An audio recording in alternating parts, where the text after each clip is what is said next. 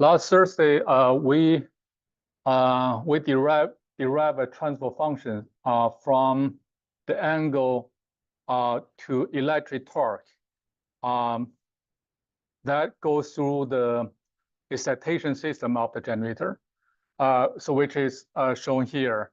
We have proved this one based on the a block diagram.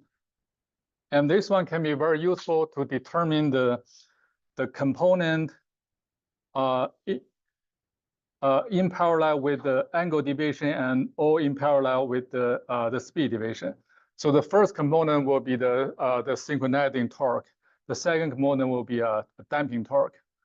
For steady state condition, there's no oscillation, or oscillation can be ignored. So we only have synchronizing torque or synchronizing coefficient. But for the oscillating condition, if we consider some oscillation frequency, there will be a synchronizing torque or synchronizing component and also damping component.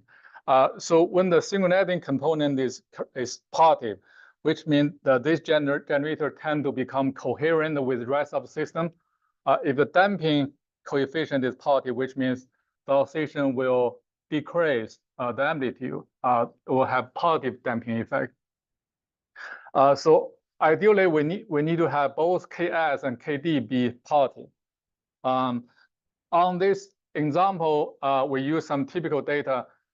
So when we increase the gain of the excitation system, the synchronizing coefficient will become from negative to positive and has increased value, which means the excitation system will have positive effect on the synchronizing the generator with rest of system, which means the system tend to become more stable in terms of maybe broad angle stability or transient stability. But the damping coefficient will become negative. So in order to avoid the negative damping, you may not increase the gain beyond a certain value. Otherwise, you have growing oscillation. But this gain may not be large enough to give you good voltage regulation. So there will be a contradiction. So either you pick a large gain to make a voltage regulated well. Also, you have a lot of synchronizing torque, but the damping torque will be bad. Or you have a positive damping torque, but the voltage regulation will not be good enough. So that issue can be addressed by power system stabilizer. But this issue may not be general for every generator. So only for the generator locations, you face such a dilemma. You want to introduce the power system stabilizer. Okay, but if the gain you put there doesn't cause the growing oscillation and can give you good voltage regulation, you don't have to utilize power system stabilizer. Power system stabilizer is only not required, but it's only optional. Okay. So what power system stabilizer or PSS does is just measure the frequency deviation and go through some transfer function. This is what you design for the PSS. And it will introduce another signal also to the exciter. So this signal has meaning of the voltage. It's like voltage signal because it's going to add it to the reference or add it to the feedback signal. But the input is a frequency deviation. We know the synchronizing torque or damping torque translate either the angle deviation or speed deviation to electric torque, right? But this PSS only translates the signal from a frequency deviation to a voltage signal. So this voltage signal still need to go through the exciter, the field circuit block, and all through until here to become finally electric torque. And this PSS is usually integrated in the excitation system. There's a just optional function there. If you want to use this PSS, you need to enable this block. Otherwise, this block is just open. It's not functioning. So it adds damping to generator by providing a voltage signal, but they actually measure some non-voltage signal. That's why we call it auxiliary signal. So here is just speed deviation. We know that for typical excitation system, it measures voltage signal, then provide some control signal, also voltage, right? Remembering the control block for excitation system or AVR, all the signal are actually voltage. But here for PSS, it measures the speed deviation. So if this transfer function of PSS is just simply a K, let's say we just call it a K. Okay. And the K multiplying the speed deviation. If this one is completely, if the output is something like electric power, has meaning of electric power, this K, if you take a positive value, that K will be added to the KD, the damping coefficient, right? Because TD is as a component, damping component of the electric torque, which is equal to KD multiplied by delta omega R. This is definition. So this is like damping torque. If this is positive, this oscillation will decaying, which means this, if KD is positive, the damping torque will be in the same direction of speed deviation. So if we make the output of this PSS be electric torque, and we make a K be positive, then this PSS will add damping, depending on how large K you put. If you put a very large K there, it will give you a lot of damping. But that's based on assumption if the output has meaning of electric power, or at least that one need to be somehow proportional to the electric power. But actually, because this one doesn't add any electric power to the machine part, they only just change the control signal, just add it to the reference voltage signal. So which means the output may not be exactly proportional to the electric power.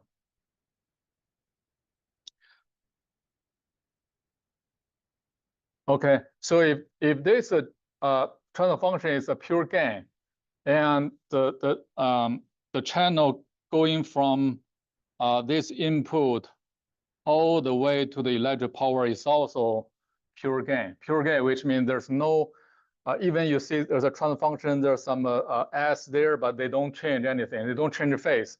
From a delta VS all the way to the TE will basically just amplify the signal or make it be smaller. It doesn't change any phasing information. If this is pure gain, then whatever K you put there will become the additional damping coefficient.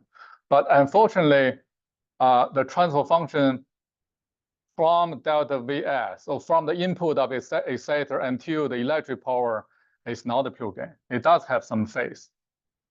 So that one usually has phase lag characteristic. Phase lag characteristic, which means if your input signal is like a variation at a certain phase, and you measure the output, the phasing will be lagging the input by a certain angle.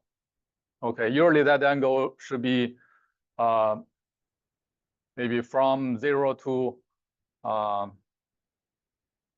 90 degrees, because if you still want the input output pointing to about the same direction, but they will only separate by angle less than 90 degrees. Then you also compensate. So this, which means this angle may subtract certain angle, right? Going through this process. So which means this PSS need to add certain angle to compensate that phase lag. So the design of this transfer function need to enable to add a certain angle, and that angle will compensate that negative theta. Then eventually this gain will give you additional damping coefficient. So that's the idea of a power system stabilizer. Okay, let's just consider a very simple example. So here I draw the bow diagram for the 3 blocks, starting from exciter, field circuit, and all the way to the electric torque. Okay, so I only just consider this one as maybe first order system just for simplicity. It will have some time constant t. T just means the total time constant. So everything there, if you count the delay of each component totally, they will give you the total capital T. That's total delay. And we just use this first order system to approximate. If we draw the bow diagram, the first one is for the amplitude. They just tell you the amplitude will be decaying, and when you increase the frequency, when frequency is become higher, at a steady state it doesn't change anything. At steady state the amplitude is 0, which means because this is like a logarithmic, so 0 means it doesn't change any signal. But when you go to the high frequency, the value will decrease. So this is like a low pass filter. For the phase, it will introduce around that time constant about -45 degrees.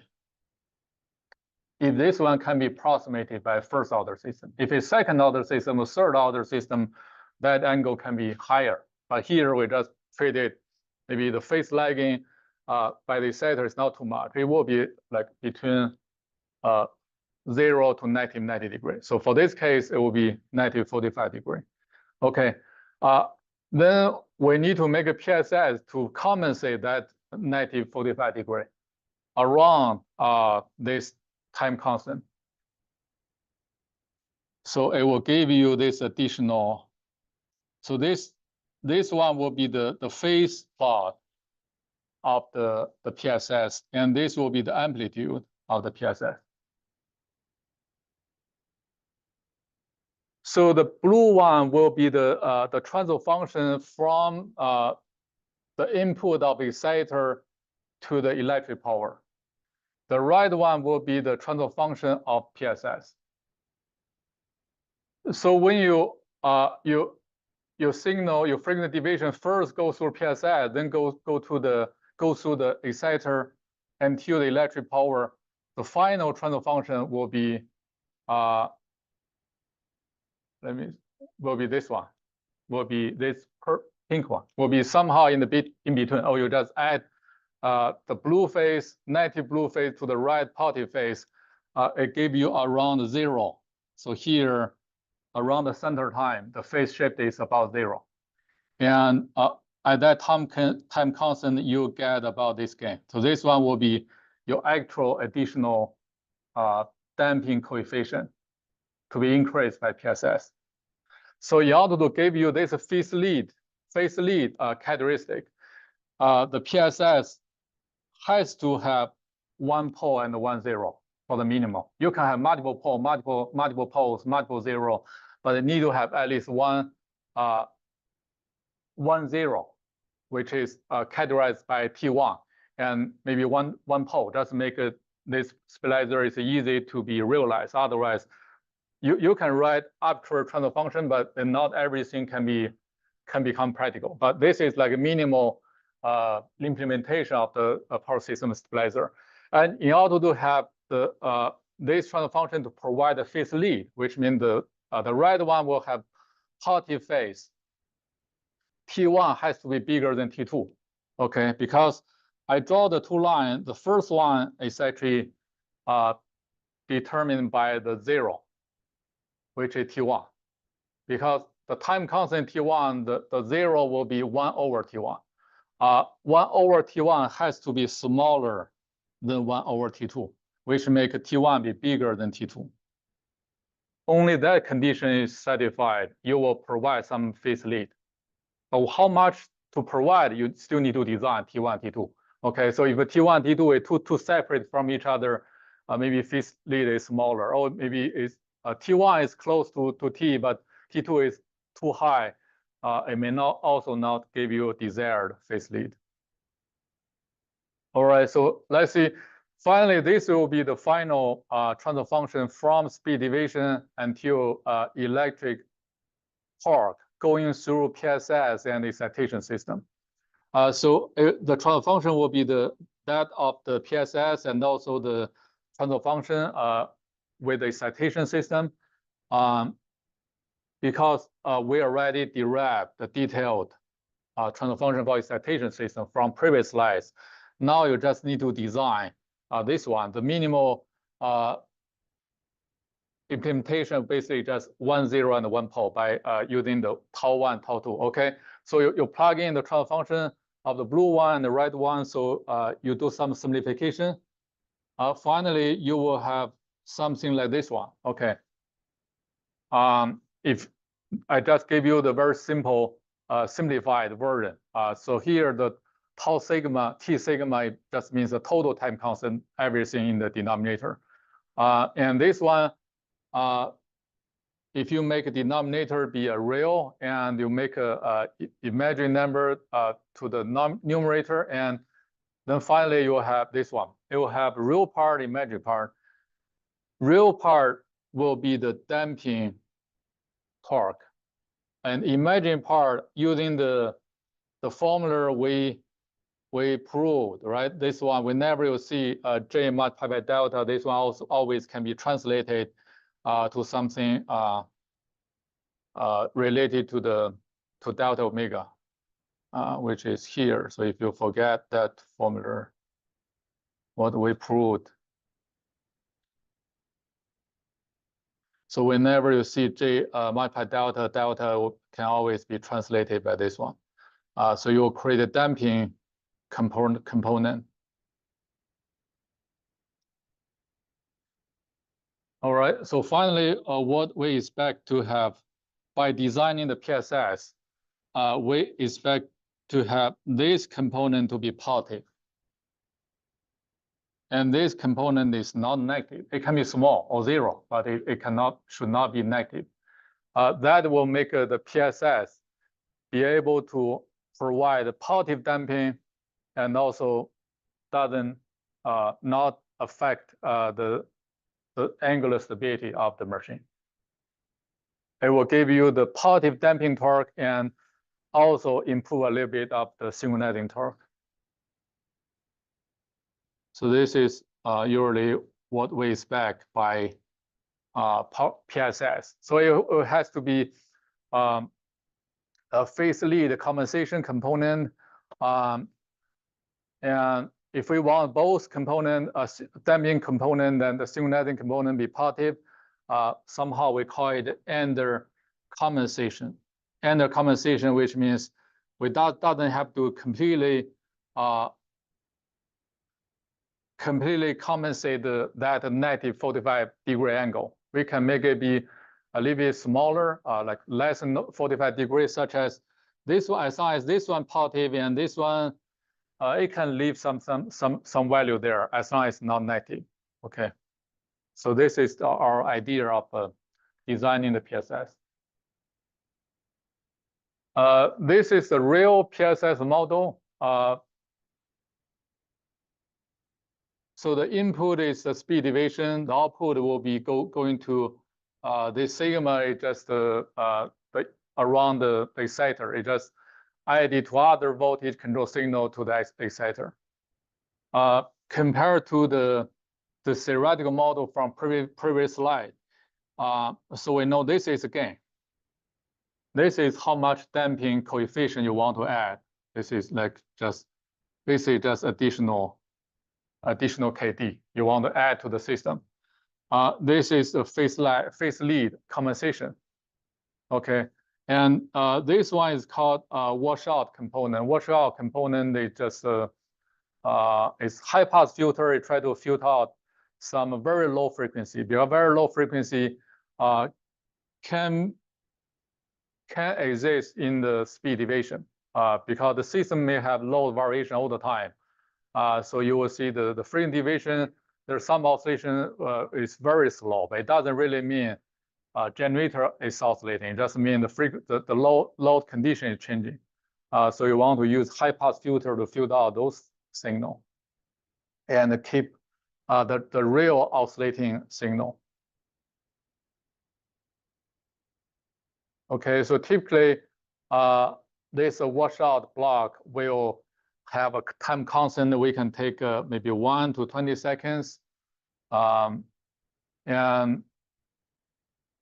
so 1 second, which means it will keep all the oscillation about 1 Hertz, right? 20 seconds, which means it will it will keep oscillation above 0.05, right? 0.05 hertz. Yeah, anything like above some oscillation above 0.05 hertz can go through this channel.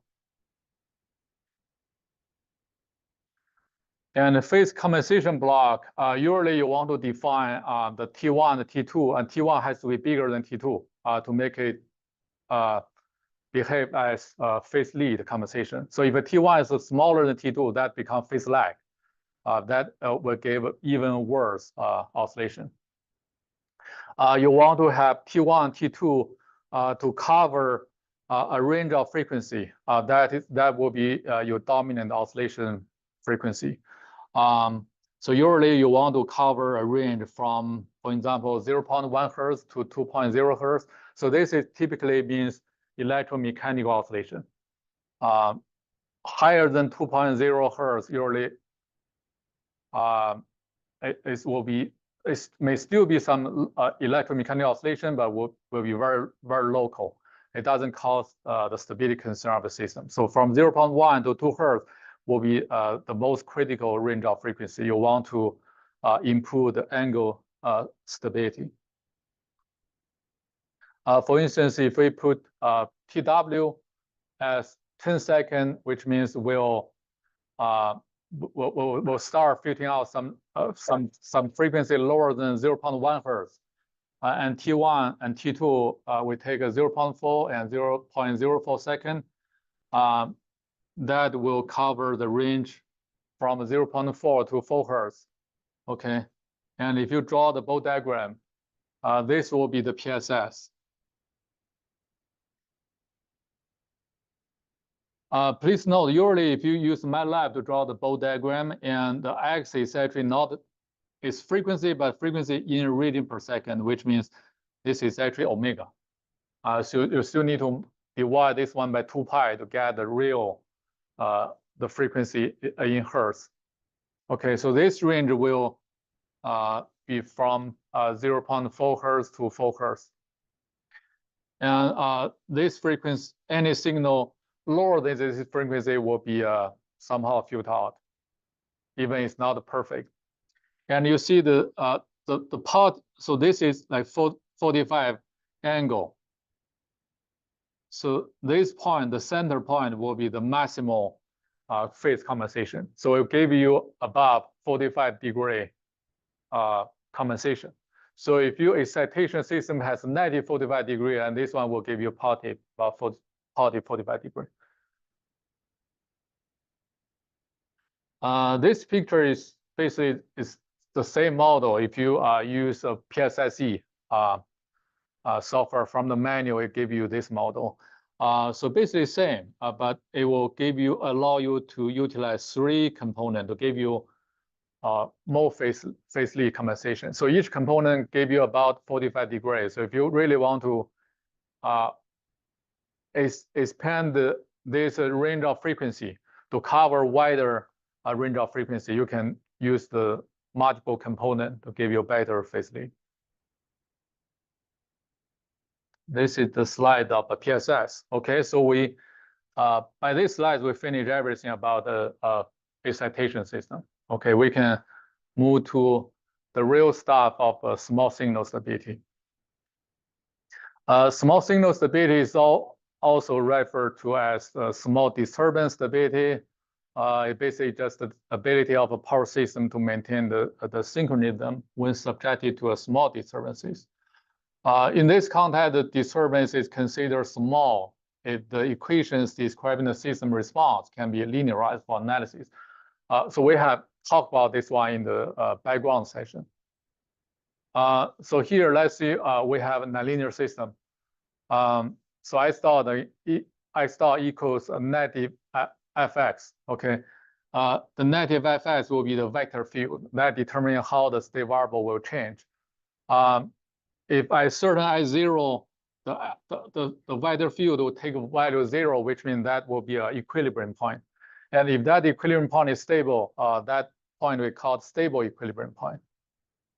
Okay, so for this case, this point will have fs equals 0, so it will be a stable equilibrium point.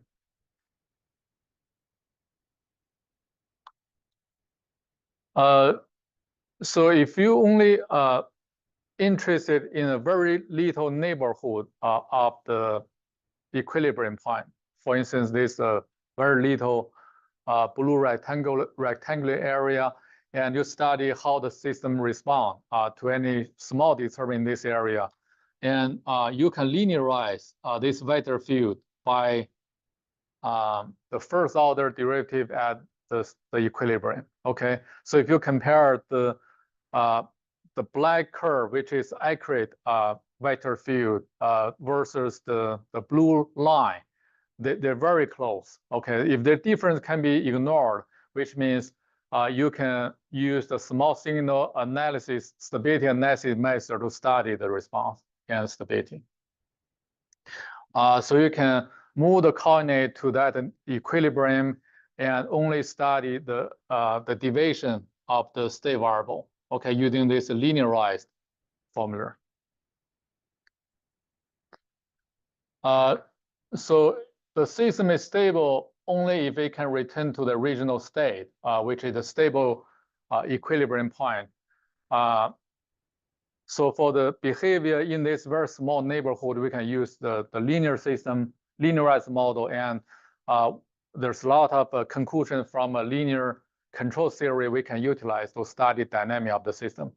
So if you use my handout from the early version, on that case, I didn't add this negative sign. The purpose to add this negative sign, because in this figure, I draw the slope with positive. In order to make this system be stable near that x0 point, the original equation has to have negative sign. Otherwise, the system is unstable at that point. But that x0 can still be equilibrium point. Equilibrium point only need to make this equation be 0. Okay. Small signal stability method or analysis can be applied to both stable equilibrium or unstable equilibrium. It doesn't matter. It just whenever you study the behavior of the manifold near equilibrium and using linearized model, the small signal stability method can be used. Okay, but if we want to focus on a stable equilibrium point, and that equilibrium has to be stable.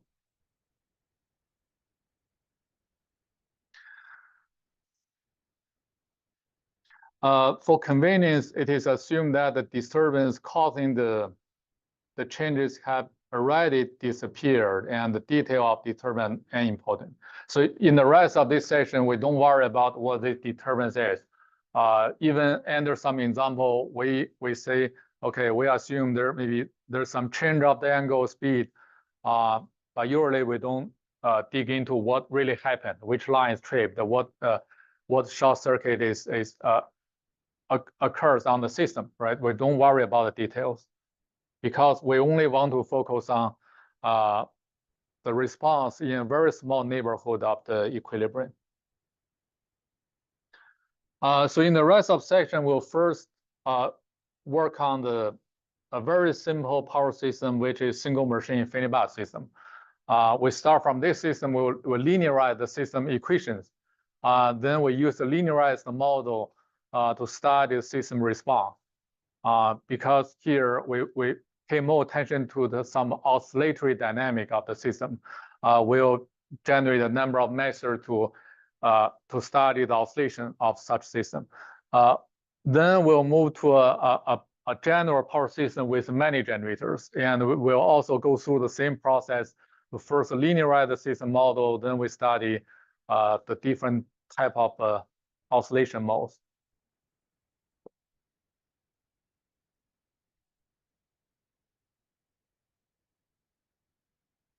The first talk about this single machine infinity bus system. In this system, we have a single generator, which can be synchronous machine or synchronous generator, depending on the direction of power flow. And it connected through a transformer, and maybe here is the 2 transmission lines and 2 infinity bus. Infinity bus is basically some voltage source, like constant voltage source, which has this voltage which is constant and never change no matter what happened in the system. So usually infinity bus means a very large system. It's not a low, right? So single machine infinity bus system is not like a single generator, single load system or single generator system. It's not correct to call this system as single generator system or single machine system. That's wrong. It's called single machine infinity bus system because that infinity bus is another infinite system. Infinity bus here is like a Earth, right? When you study a very simple motion in the mechanics, you want to study object moving on the ground. The ground is not outer space. The ground is actually the Earth, right? You study that object moving along relative to Earth. So you actually study a two-body system, not a single-body system. For any physical system which to be meaningful, usually you need to study at least two bodies. So here, for any power system to be practical, you need to have at least two generators. So one generator will be this single machine. The other generator will be that infinity bus. Okay, it can be just infinite generator or maybe a large system which can be treated as infinite generator. If you create a circuit model, on both sides you can put a voltage source. And if we use the infinity bus as a reference, so that we just call that angle to be 0, then the generator will have angle delta. So E prime here is just the transient voltage, which is same as the E prime we define in the generator modeling session. And total reactance, including the transient reactance in DSs, and also the total reactance along the entire transmission path, together will be the total reactance connecting this EMF of generator to the infinity bus voltage. All right, so here, because we're going to start writing some equations involving some state variable and parameters, and we have to define a unit. So H is an inertial time constant, which just have unit second. Delta is radian. KD is the damping coefficient in per unit.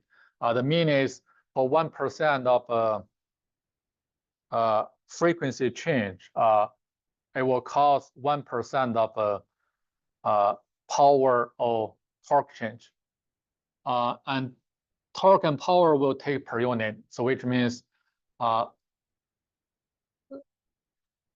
for either just mechanical power or electric power, the mechanical torque and electric torque will take the same value in per unit. The special one will be, we want to keep the rotor speed in per unit because we don't want to see the omega 0. Omega 0 is the actual synchronizing frequency. Synchronous frequency, I want to just make equation be simpler, and here we especially require omega r in per unit. Okay, then we can start writing the swing equation. So this swing equation is same as the swing equation we derived from the generator modeling session. The only difference is here. So in that version, we don't have this parenthesis. And we have here, we divided by omega 0. And here we divided by omega 0. And this one is omega 0. But because we let omega r take a unit per unit, so we somehow change the writing of the equation, but it's about the same side of the equation. Okay.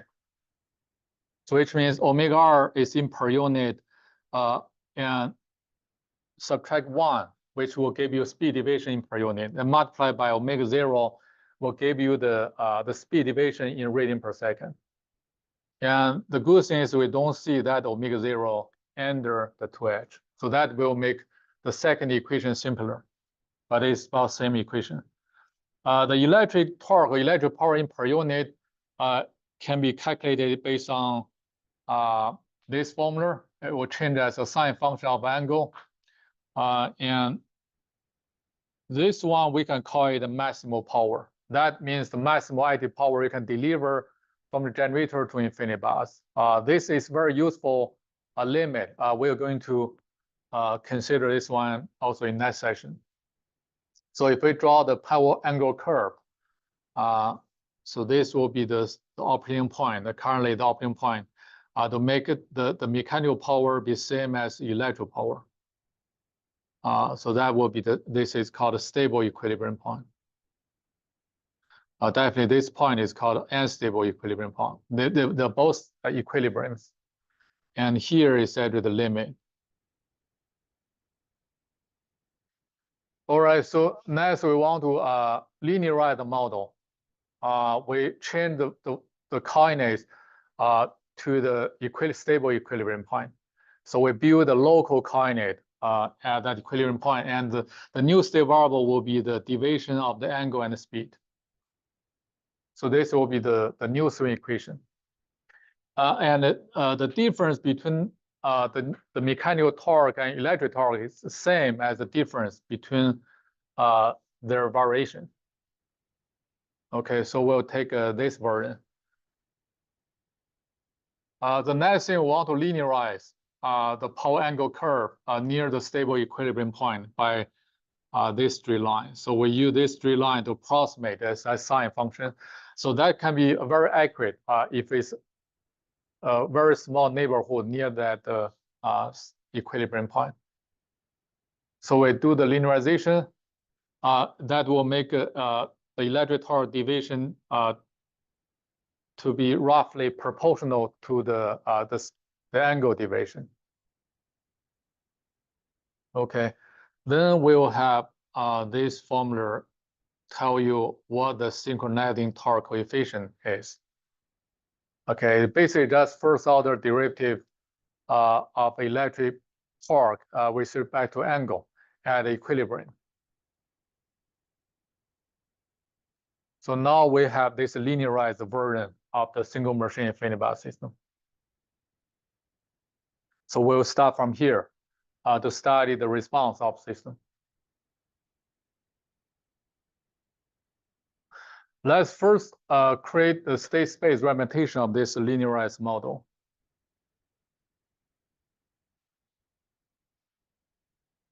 We can first draw the block diagram. So this block diagram is very similar to the block diagram we have seen in the generator modeling session. But here we add another component, which is a synchronizing torque component. Okay, this one comes from the system.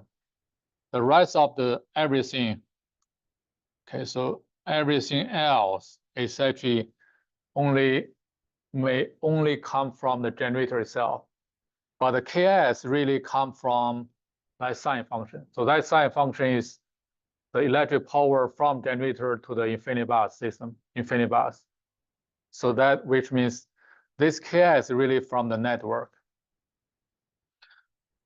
The state space representation can have this matrix form on both sides of the equation. So basically they are exactly the same set of equation. We just introduce the vector, state vector, including both delta delta and delta omega r. Another thing we can do is we can eliminate the first the state variable delta omega r. We just plug in the first equation to the second. Then we only have delta delta. So we'll have a linear second order differential equation.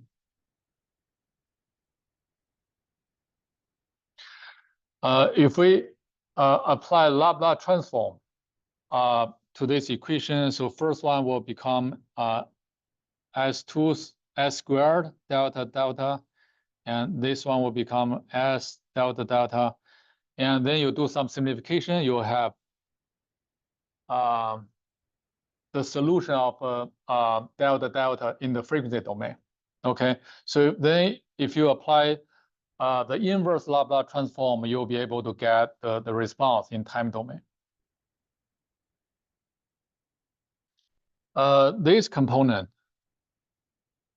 is called the characteristic equation, which is similar to the characteristic equation for the frequency regulation and voltage regulation system, right? Whenever you derive the transfer function, and which is closed loop transfer function, and the denominator will give you the characteristic equation, because that will tell you the poles of the system. The poles will determine stability. So stability of this system, or in other words, if there's any disturbance or input, if this rotor angle can be stable, this characteristic equation have to have all the poles which are on the left-hand side of the compliance plane. We'll go to that later. All right, so before we study the response of single machine feedback system, let's first consider a linear oscillator, which is harmonic oscillator. So this harmonic oscillator has a subject or mass with mass of m on a surface. So the surface may have friction and connected to a spring starting from a fixed point. And if there's no if this subject is not moving, it will stay around some point. We just call that equilibrium point. But if it's in the dynamics, so it will oscillate near that point. So we can define the positive direction for x separating from that direction as x. Then based on the second Newton's law, we'll have the first equation, right? The force of of m is equal to the mass multiplied by the acceleration. And the second equation is based on the Hooke's law. It determines if there's spring and the coefficient is k, so force will be equal to negative ks. And if the system also has some friction, the friction can be proportional to the speed. So you would need to add this item. So for this system, you can definitely have this second order linear differential equation. So the characteristic equation of this system will be this one. So if you compare the characteristic equation to that of the linearized single machine infinity bar system, they look very similar. All right, so the m is the mass of that object for the single machine infinity bar system will be 2h. 2h is actually the time constant. You need to speed up the generator from 0 speed to the nominal speed at rated power. The d on that harmonic oscillator is some friction. So here kd is like damping coefficient, and k on the single machine feedback system is correspond to ks, synchronizing coefficient multiplied by the singular speed. Okay, for such harmonic oscillator, for the characteristic equation, there's a standard form. The standard form will have the constant part. Usually that one is positive. We call it omega n squared. And the coefficient, the first order term coefficient, we call it 2 zeta omega n. Okay. The zeta here is called damping ratio. Omega n is called natural frequency.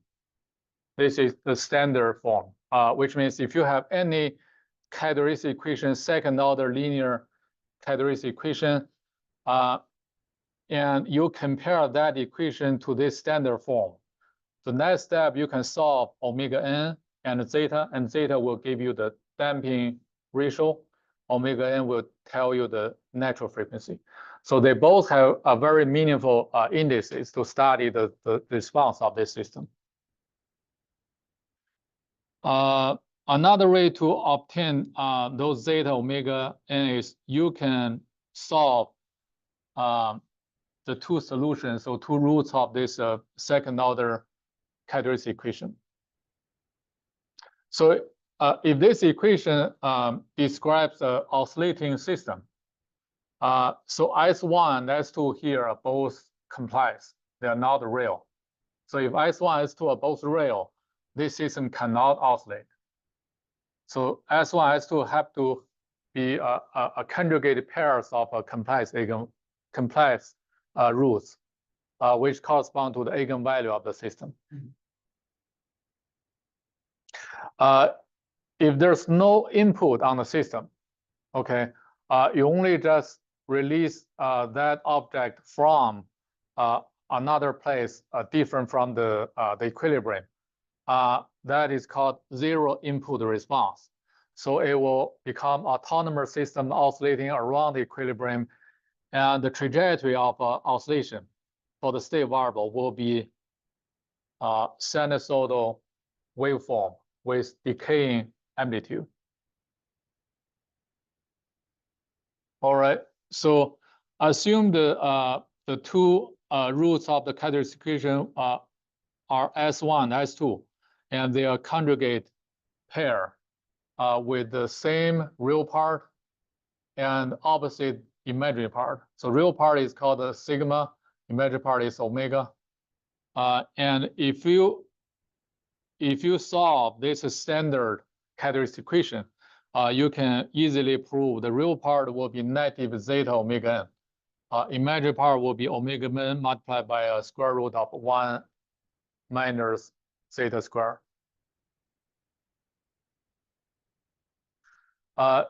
Then if you solve the response in time domain for this system, the response has to satisfy this formula. It will be a damped sinusoid waveform. The A determine the initial amplitude depend on the initial state. So that one can change with the disturbance. And the sinusoidal part will have frequency omega. So that omega will be the imaginary part of the rules. And also there's an exponential function, the sigma. Sigma will come from the real part. And there's another item, which is the phase. Phase also depend on the initial time. Okay, so that will be the initial phase at the time 0. You can also write the response in this form using the standard characteristic equation. Okay, so now instead of using sigma and omega, you're going to use zeta and omega. So if you want to draw the waveform, okay.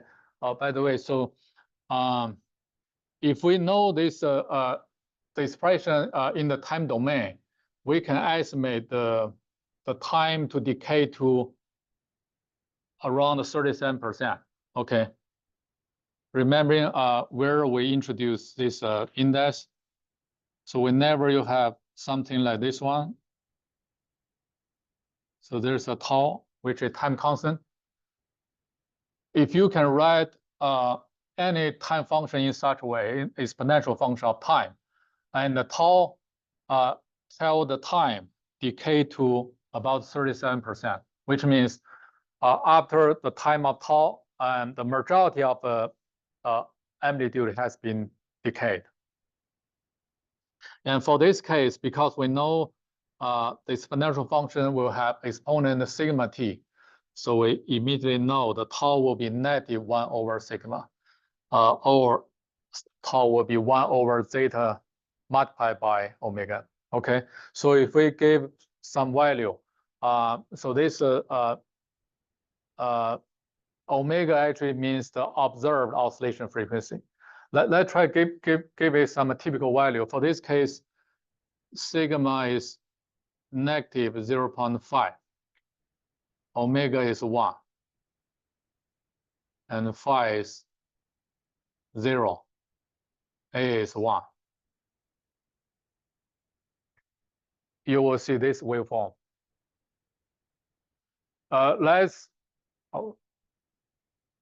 Sorry, yeah. Omega, sorry, here is not omega 1. Omega is 2 pi because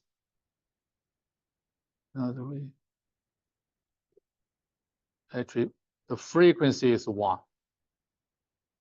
Omega will be 2 pi because this is omega. Okay, so why is frequency 1? Because if you check the time between two peak value, that's 1 second. Right, that's 1 second. Because here is 1, and at 2 seconds, it will have it start from the peak value at time 0. And at time 1 second, it has second peak. And the third peak happens at the time of 2 seconds. So every 1 second, it will go to the peak again. So omega here will be the angular frequency, which means frequency will be omega divided by 2 pi.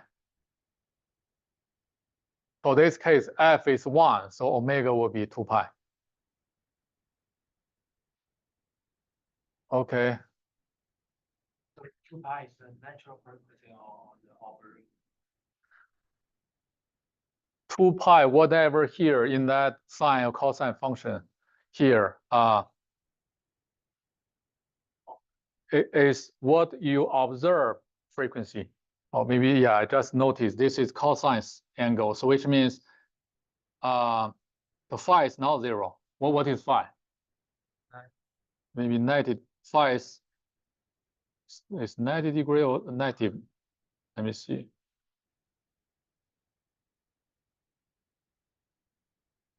-90 degree, right? Yeah, phi is not 0. Because I assume it starts from peak value. But anyway, so because phase is not important. So omega here is observed frequency. Omega n means if the damping becomes 0, that will be the frequency. So typically they are very close, but they can have very slight difference. For instance, what I mean is, if you have a equal amplitude oscillation,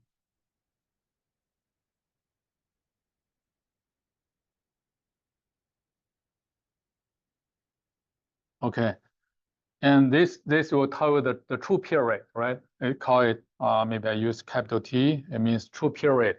1 over capital T will tell you the frequency. And you translate that frequency to angular frequency, that will give you omega. From here, it will give you omega. And because it doesn't have damping, it will have equal amplitude. This omega is also omega n, same.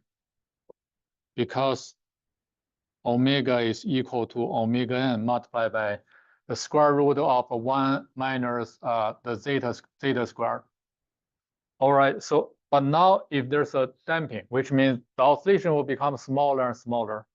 So what this waveform change will be something like this one if I use different color. So it will add some envelope. The envelope tell you, basically tell this part, how the amplitude will decay. So when you multiply the original red waveform by this amplitude, what happens is will make the value after this peak value will be lower.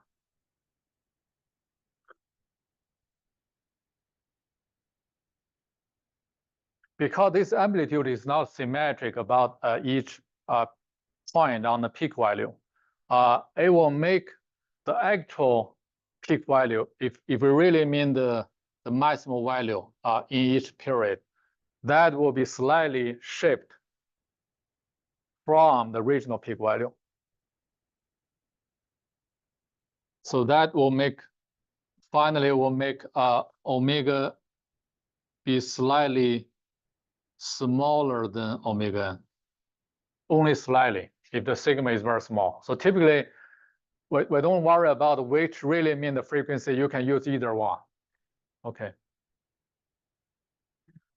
But basically, omega without n means what you observe the frequency. If you use a data-driven method, you try to identify the maximal point and try to measure the distance, and the reciprocal give you the frequency, that will give you omega. But if you start from the formula, you know the damping ratio, omega n is called the natural frequency.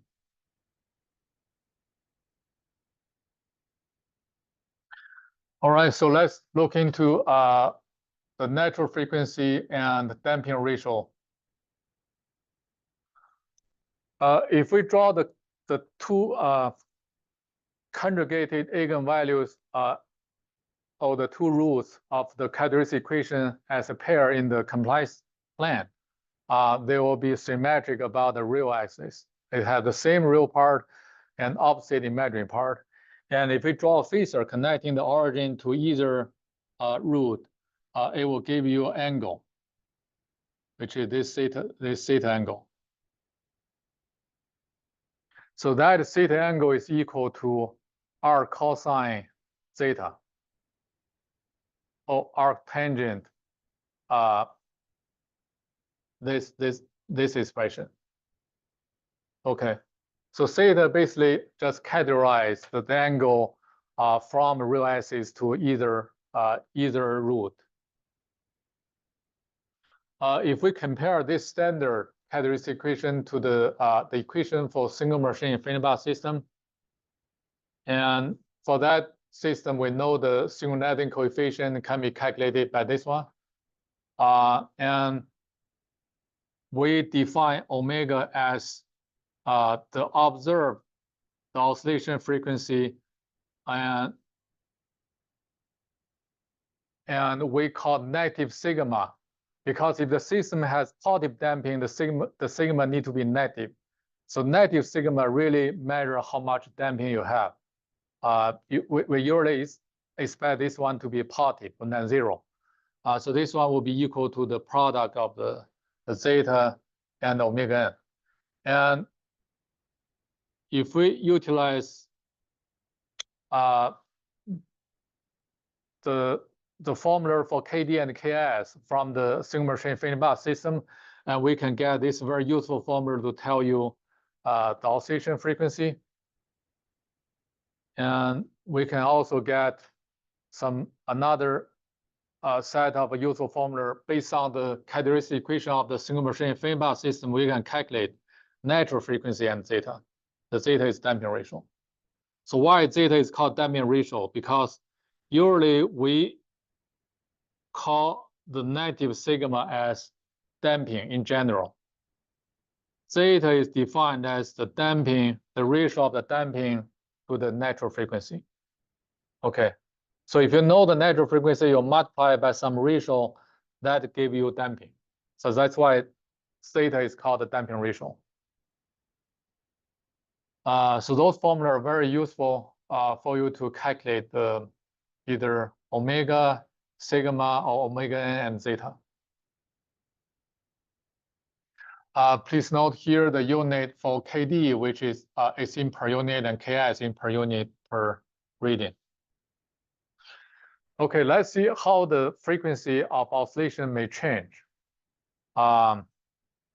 If we, for example, if we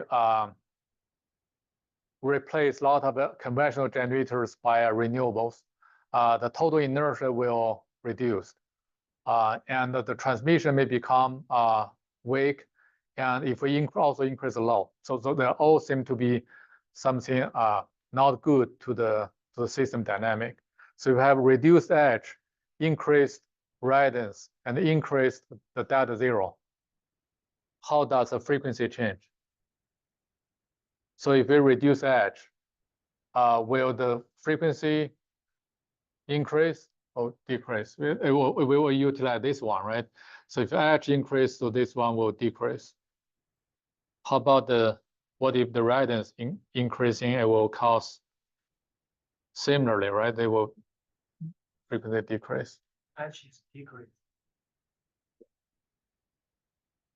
Oh, sorry, yeah, H decrease, omega n will increase.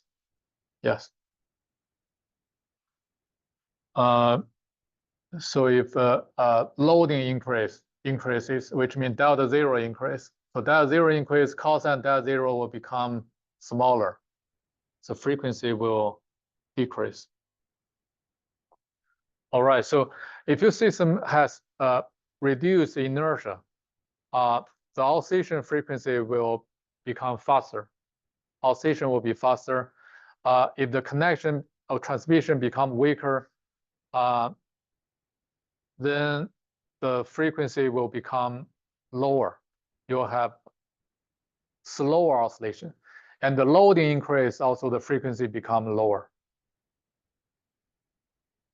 So later we can utilize those conclusions to study the dynamic for a larger system.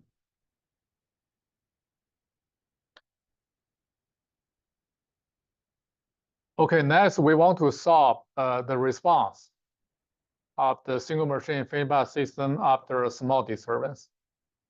Because it is a small signal stability analysis, so we don't care about the details of the disturbance. We only worry about the damping or the amplitude of the oscillation from the response.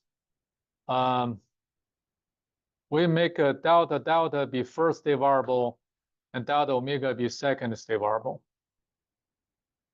And we also make this one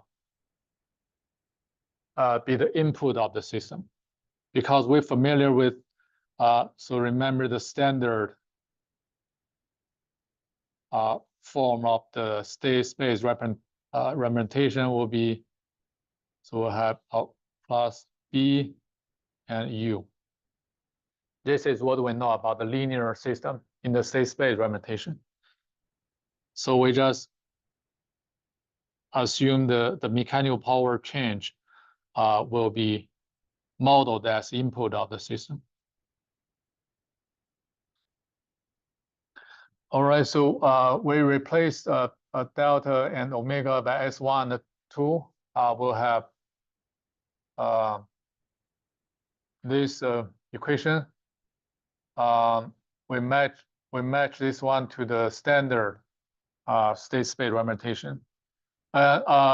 We can assume some output.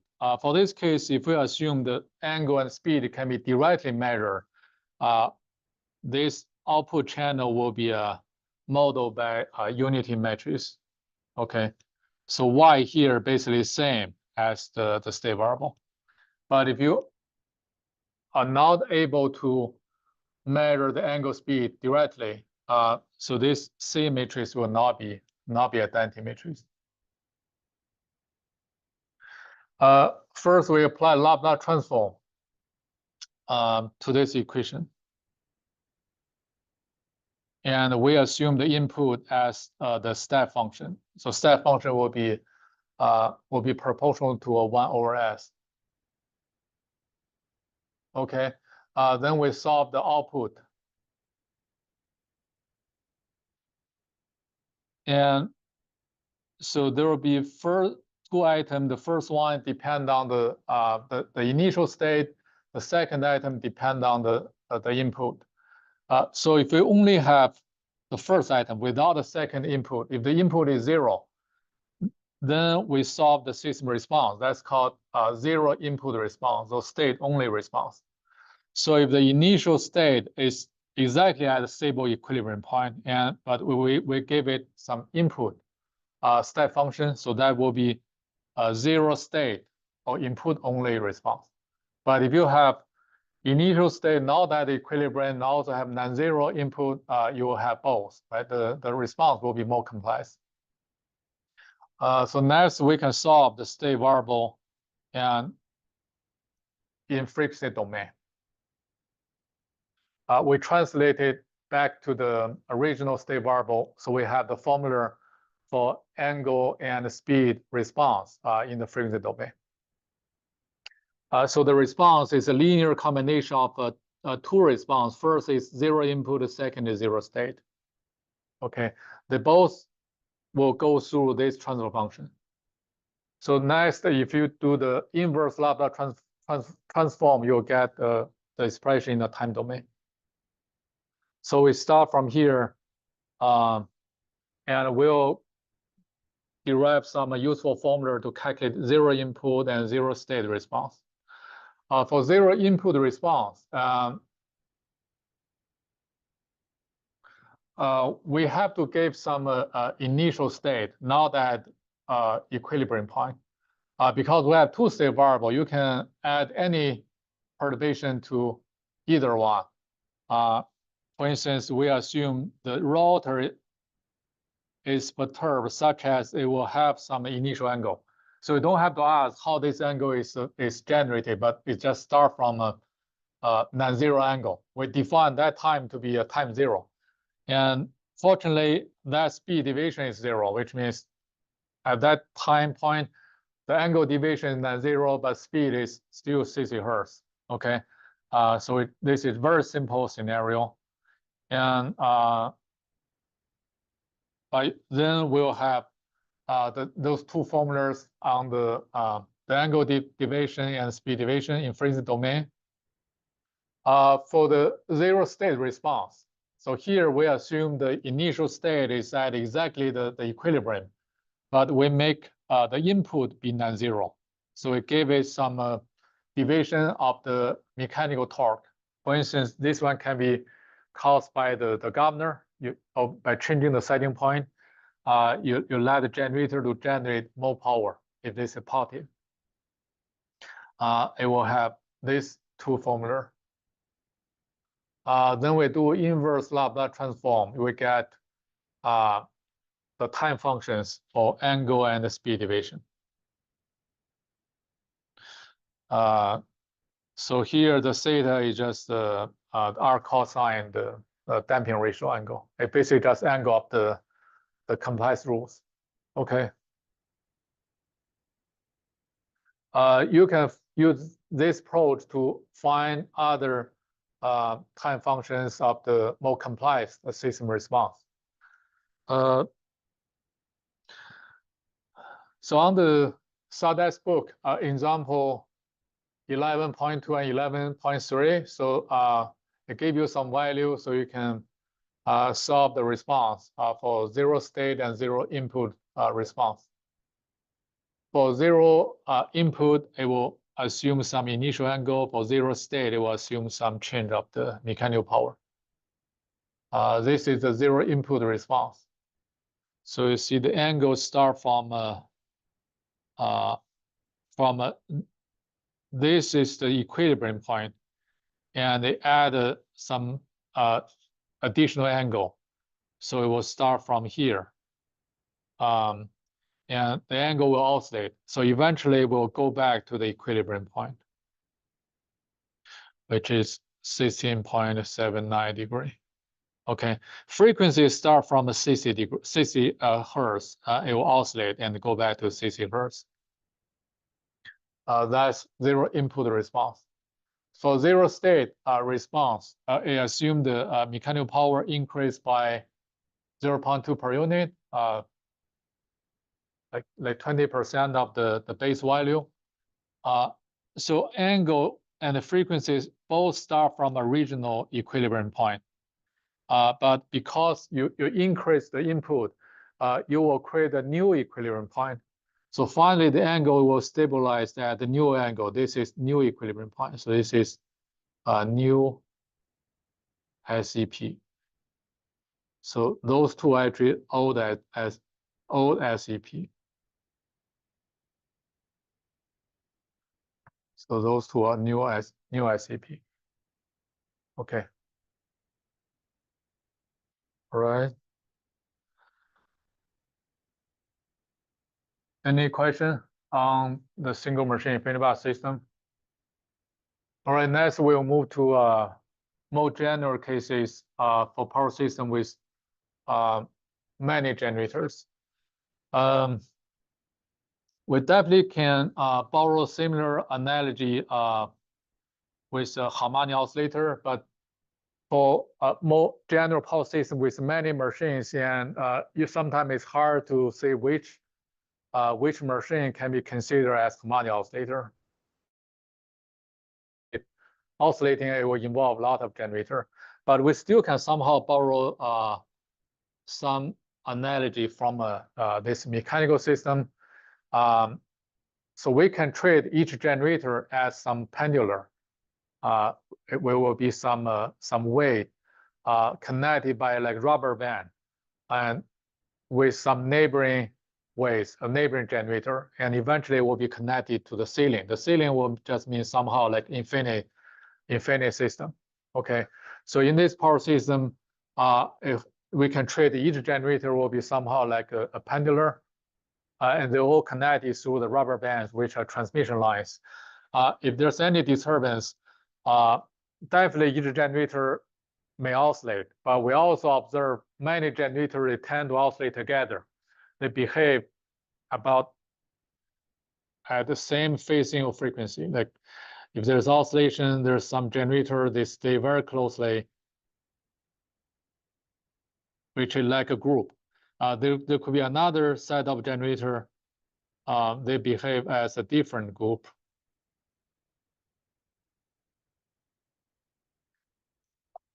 So the entire system is synchronous. No generator become out of step, but it somehow form some coherent group. So maybe we can reduce the system based on the coherent group, and then we can study the oscillation between those groups.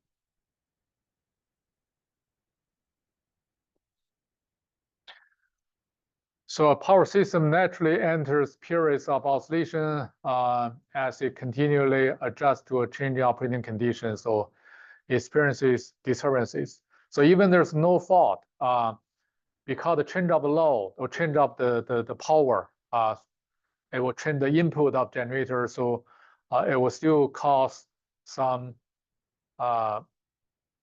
response of the system, which will cause generator to oscillate. So if you're an operator and if you are able to get real-time data, you will see the most of generator they oscillate all the time, but most of time and the oscillation is very small. It doesn't cause any concern. And because the network has some resistance, when the generator oscillates, the power flow also oscillates, and the current squared multiplied by R will tell how much loss along the transmission. So the transmission loss definitely is not good for energy efficiency, but they can help reduce amplitude of oscillation. When there are many generators, you will be able to see many different oscillations at different frequencies. Usually we consider oscillations higher than 1 Hertz as fast oscillation and lower than 1 Hertz as slower oscillation. The higher the frequency, the faster the damping. Why? Because if we go back to that simple case, even for the same damping ratio, if you increase the frequency, even you keep the same damping ratio, it will damp faster, right? Because its amplitude will decay much faster. So if you keep the same damping ratio, so which means faster oscillation take a shorter time to be damped. The slower oscillation will take a longer time to be damped.